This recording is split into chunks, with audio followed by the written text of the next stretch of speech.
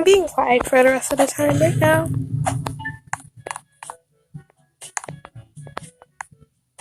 You want me to fall?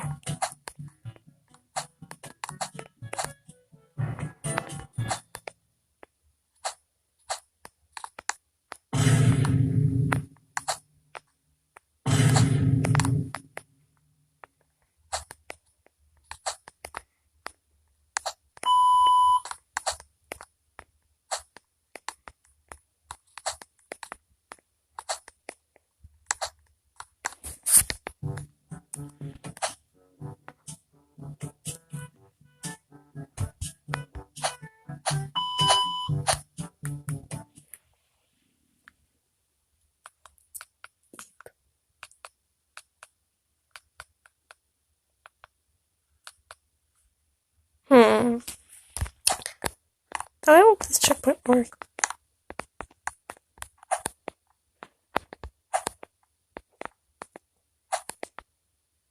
And I'm flying. But I already been here.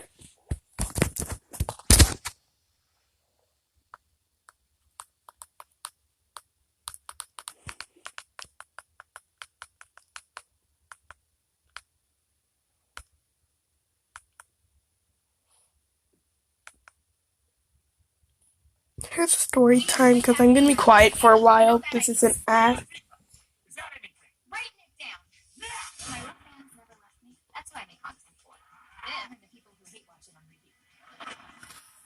Okay, so I'm gonna wait for the ads to be over.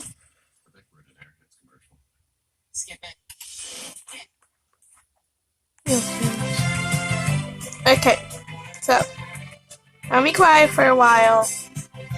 If I start talking again, that's either because someone's home or yeah. That is loud.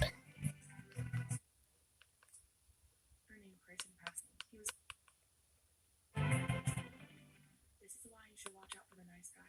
When I was 20 years old, I moved from Washington to San Jose. I started working for... Here's the story.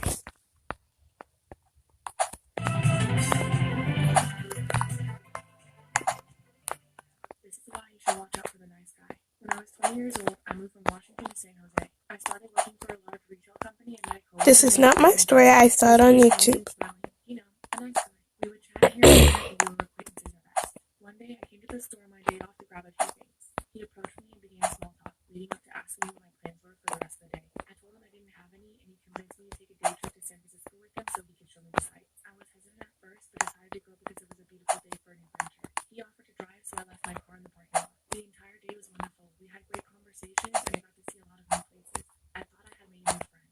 However, the later it got, I felt myself wanting to go home. We started heading back at 10 p.m., but as soon as I got in the car, I felt an instant shift in energy. Chris wasn't talkative anymore, but I shrugged it off to him being tired. 15 minutes before we arrived back at the store, he asked me if I wanted to spend the night. I politely declined, but he kept insisting. After declining a few more times, his demeanor became aggressive. This is when I started to panic because I realized that he wasn't going to let me out of his car. Part 2, why you should watch out for the nice guy. My mind was racing as I thought of how I could get out of this situation. I put my hand in my coat pocket and felt my keys. When we were a few minutes away from the store, he grabbed my arm and kept telling me, "It'll be fine. I'll sleep on the couch and bring you to your car in the morning." My heart was racing, thinking of what he was going to do to me. His eyes had darkened and his smile had faded. His face was dead serious and it sent chills through me. Thinking fast, I replied, "Okay, I'll stay the night, but I need to grab a few things for my car. Is that okay?" He hesitated for a moment and then agreed. As he slowly pulled up to my car in the desolate parking lot, I jumped out before he could fully stop. I unlocked my car with the remote, jumped in, and quickly locked it after me. That's when he jumped out and started banging against my window, trying to open the door. Shaking with adrenaline, I slammed my foot on the gas and almost ran him over. I went to my friend's house that night, but knew I would see him again. He approached me a few days later at work, putting his hand on my shoulder and asking me, "Are you okay? You left in a hurry the other night." I quickly darted away, but he followed closely behind me. I lost him at some point and avoided him for the next month. One day I walked into the store to see him being escorted out by 2 officers in handcuffs. We never found out why he was arrested, and luckily I never saw him again. This is why you shouldn't play around with dark magic. When I was in high school, I started getting into witchcraft. It started with simple things like making myself feel better, drawing, etc. I had a best friend who ignored me when she got into a relationship with her boyfriend. I was jealous of their relationship and I wanted my friend back. One day I decided to break them up. I didn't think much of it at first, but then a week later they actually broke up. When I saw that it worked, I became more confident and I wanted to. I bought this really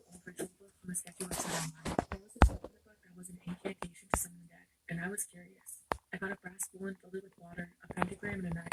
The only thing I forgot was to protect myself with a salt line. I did the incantation, and to seal the spell, I had to cut my hand and spill my blood into the bowl. As the blood dropped into the bowl, I remember an overwhelming feeling of grief. Lastly, I poured the mixture on my chest. When I laid back, I felt pressure on my chest as if someone was stepping on it. Then the lights flickered and I felt off. After a few minutes, nothing happened, so I thought the spell was a dud. I cleaned off and went to bed. However, all night, I felt like something was in the room with me. Things only went downhill from here.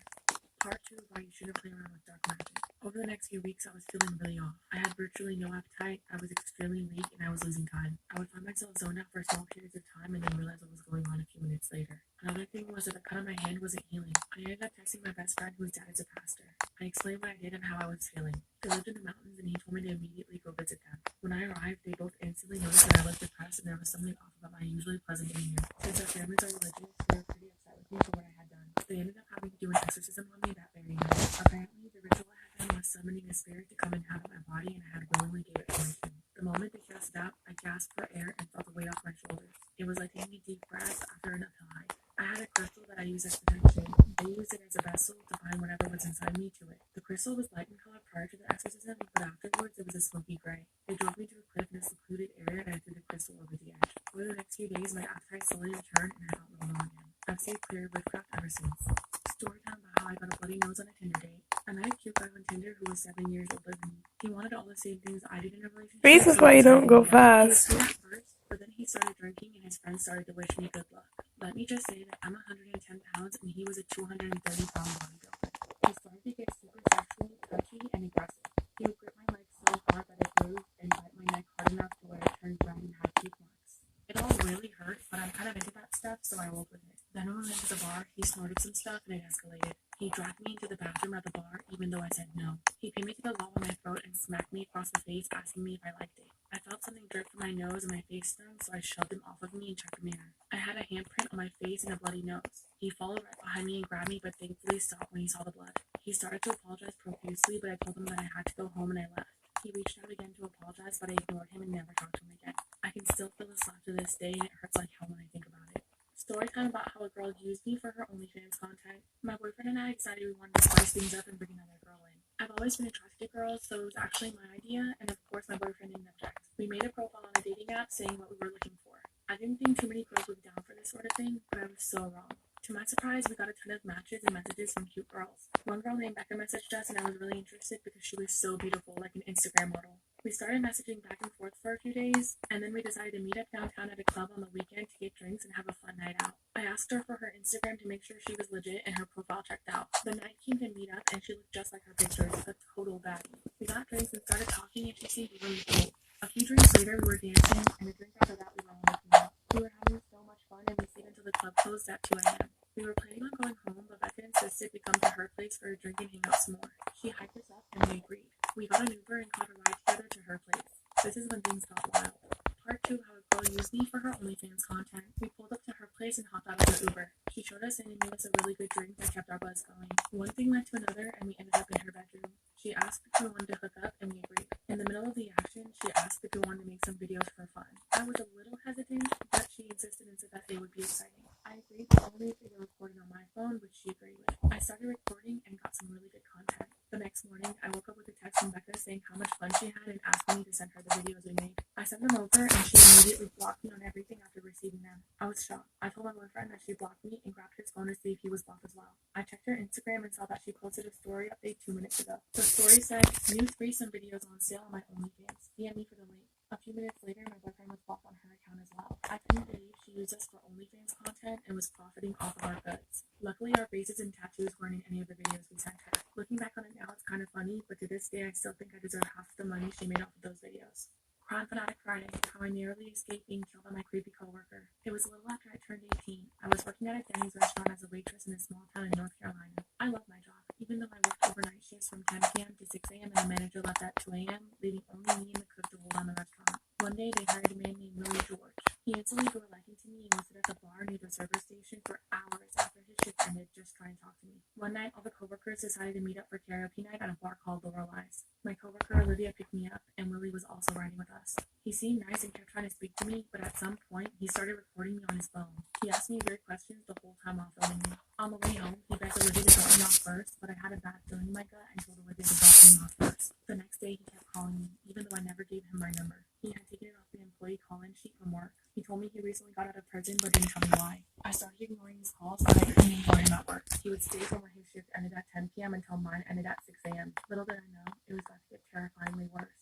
Part 2, how I narrowly escaped being killed by my creepy coworker. One night when he wasn't even on the schedule, he came in at 1 a.m. in his uniform. Lily began talking crazy, saying, "We need to get out of here, they're after us."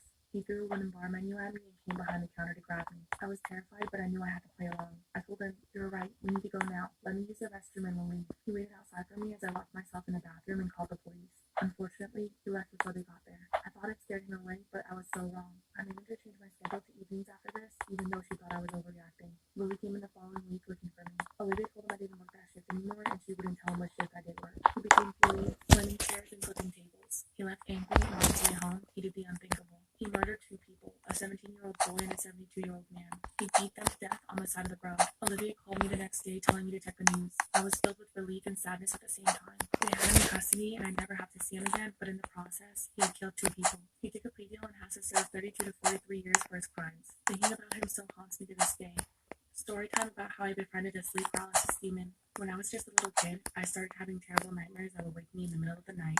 I would reach out into the darkness, crying for help. It was always the same horrifying nightmare over and over again. It got so bad that I didn't want to go to sleep. Most nights, I would just stare out of my bedroom door. This all changed one night when a solid black figure appeared before me. He was dressed in a cloak and a flat brimmed hat, just standing in my doorway. He had no face, he spoke no words, and he never moved an inch. He was creepy as hell, but for whatever reason, he didn't scare me. The emotion I felt from him was a deep, sorrowful loneliness, and I know he felt my fears from my nightmares. I asked him if he was lonely and scared like me. He didn't respond or move. He just stood there in silence, but I felt a sense of shock in the air. I'm not sure if many people tried to speak to him before. I ended up talking to him for hours in the dark. Before he arrived, I felt lonely and scared, but having him there gave me a sense of comfort. When I asked for his name, he didn't respond. This is when I decided we were going to be friends, and I named him Shadow. Little did I know, Shadow would stick with me and end up saving my life one day.